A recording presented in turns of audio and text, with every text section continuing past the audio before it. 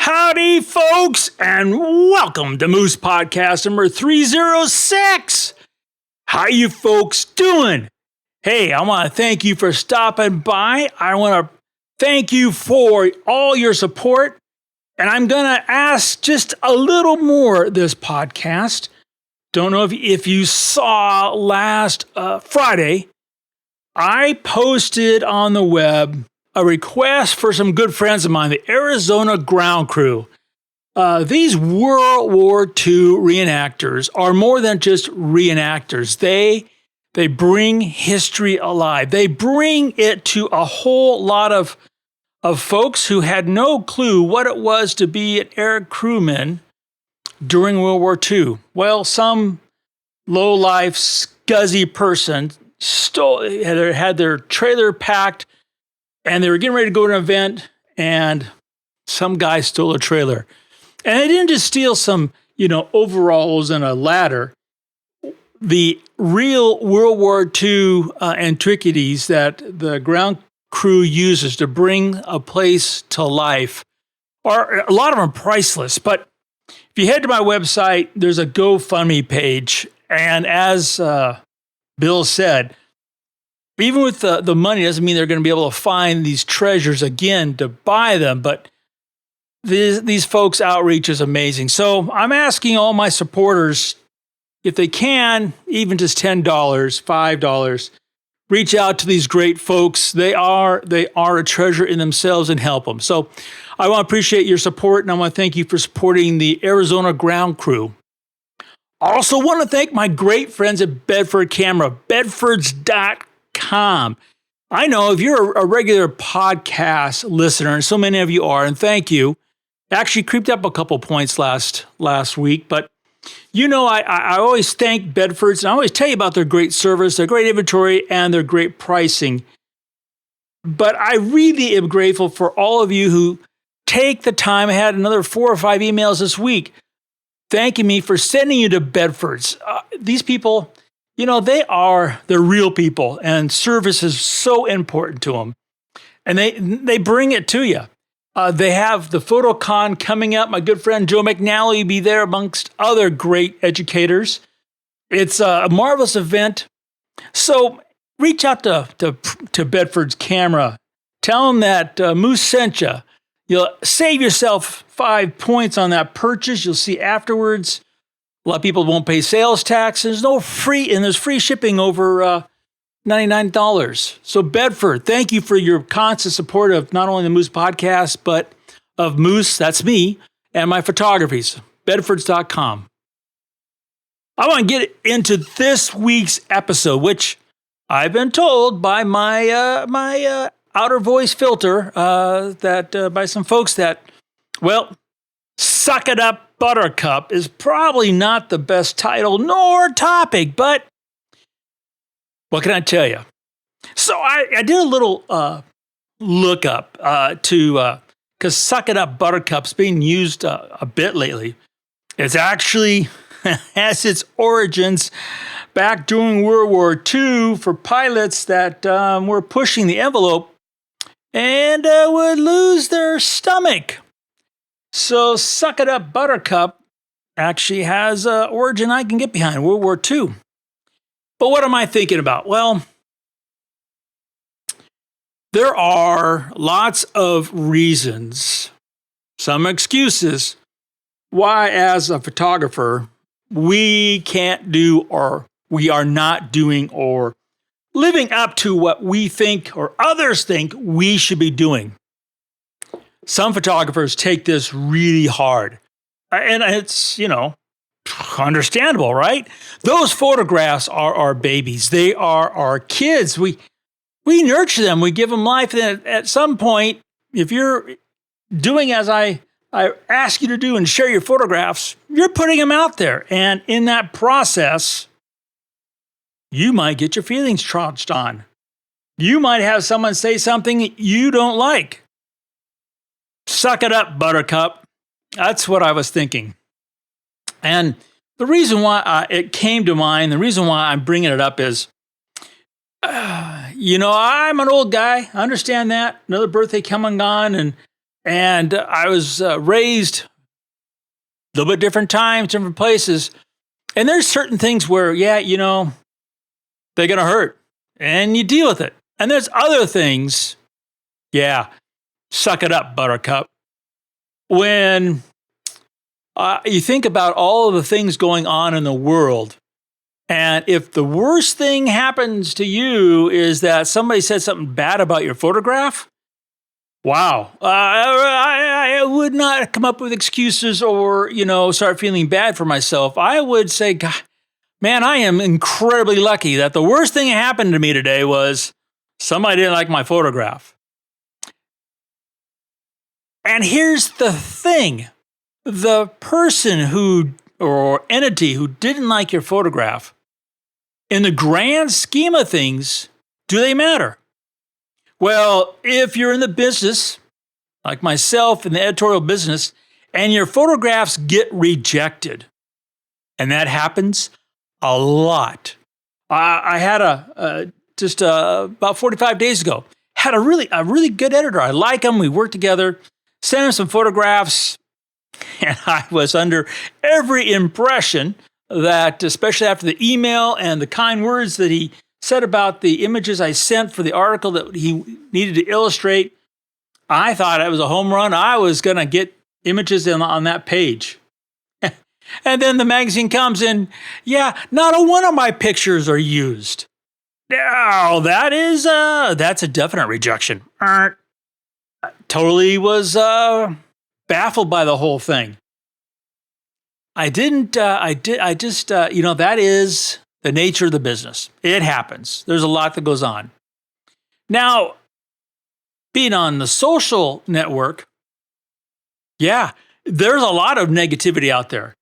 I just was reading this thing where over 30% of the people on social media, whatever band you want to talk about you're looking at, 30% of people end up coming away from their experience on social with a negative attitude about themselves because of responses to what they put out there and what they see. That baffles the bejiggers out of me. Social, for me personally, is a way of talking to me. It seems like a select group of you folks. You're people that I'm reaching out to. A lot of times I know I'm preaching to the choir. There are some out there that are newbies, but I am so grateful that you're out there and the support that you present me. It's not always been that way. I have had those long spells where nothing but negative comes in, and if I don't know the source, I tend to just let it roll off my back.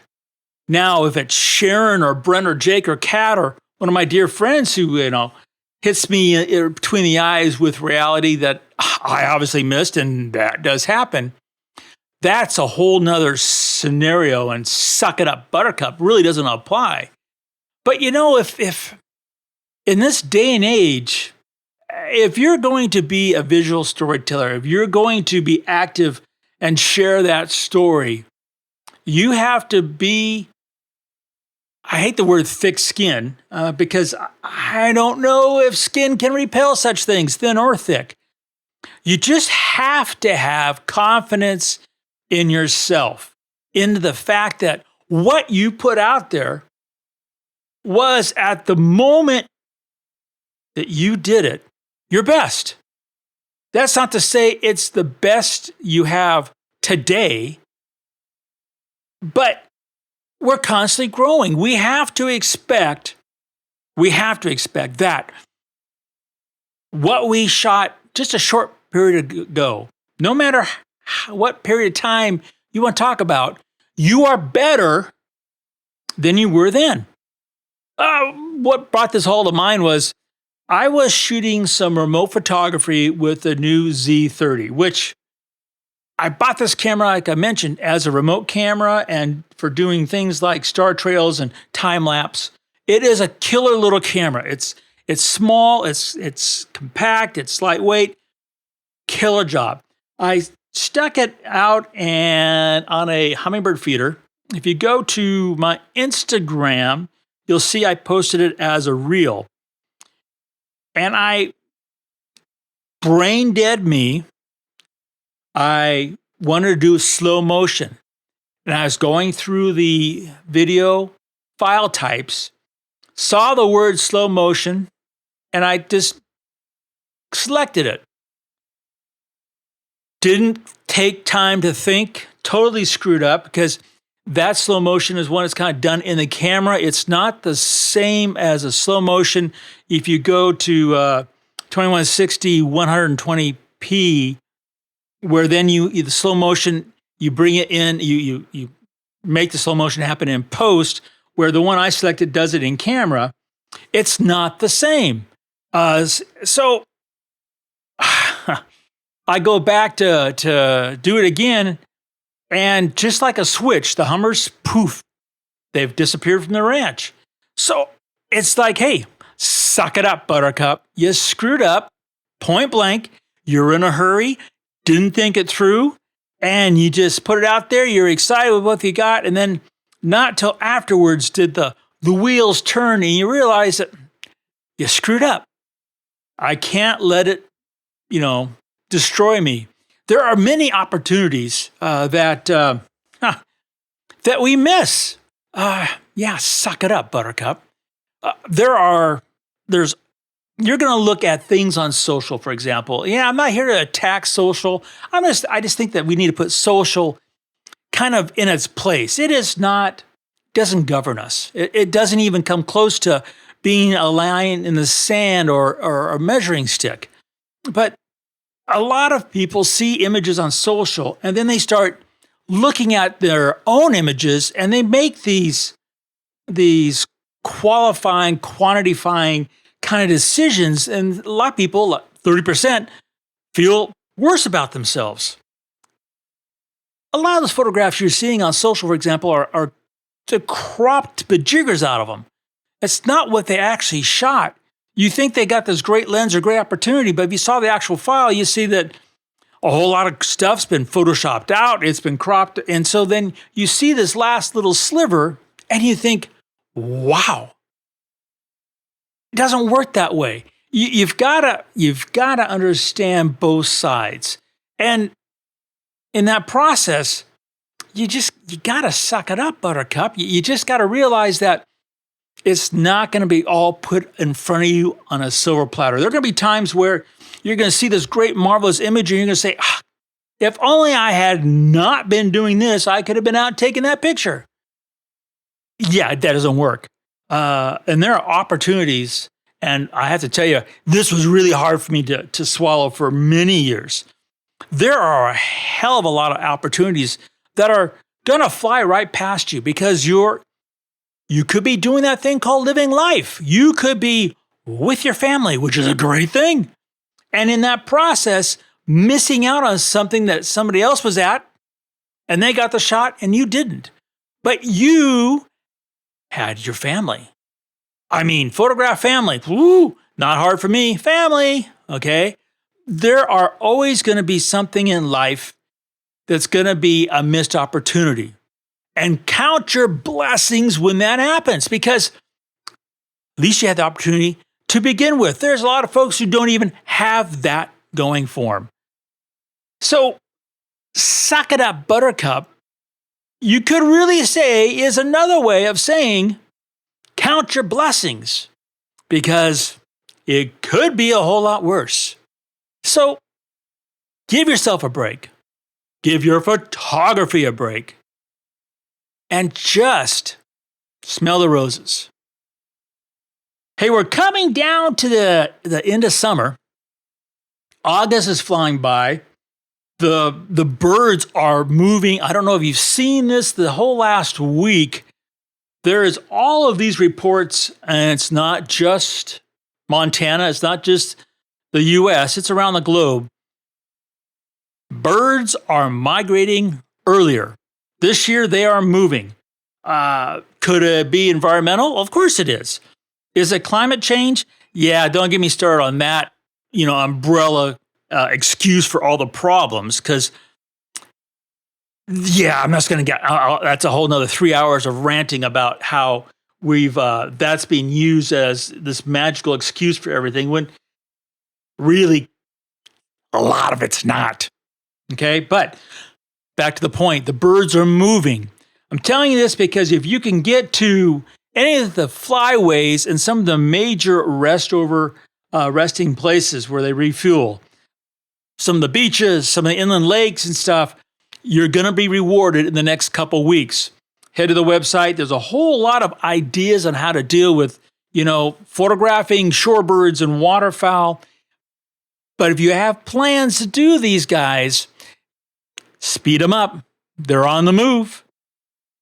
You guys are great. I can't thank you enough for stopping by. I'm here if I can ever be of assistance.